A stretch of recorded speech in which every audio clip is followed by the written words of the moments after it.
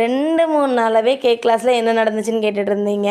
என்ன நடந்துனாக்கி நாங்களே அதாவது இவ்வளோ நாள் மாஸ்டர் சொல்லி தந்திருப்பாங்கல்ல, ஒன்னொன்னா சொல்லி தந்ததை ஒவ்வொரு ரெசிபியாக நாங்களே செய்ய கற்றுக்கிட்டோம். நாங்களே செய்ய ஆரம்பிச்சிட்டோம். ஒரு 3 டீமாக பிரித்து நாங்களே செஞ்சு அதை பேக் பண்ணி அதை வந்து சேல் பண்ணுற மாதிரி, அதை நாங்களே போய் சேல் பண்ணுற மாதிரி கஸ்டமர்கிட்ட டைரெக்டாக எப்படி மார்க்கெட்டிங் பண்ணுறோம் அந்த டாபிக் தான் நடந்துச்சு.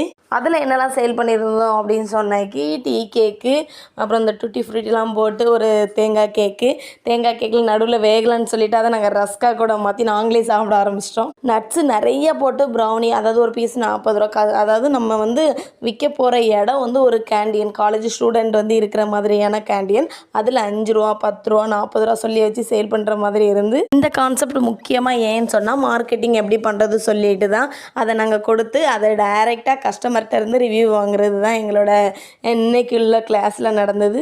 நெக்ஸ்ட் டே திருச்சியிலேருந்து மாஸ்டர் வராங்க. இந்த வீடியோ பிடிச்சா லைக் பண்ணுங்கள். நெக்ஸ்ட்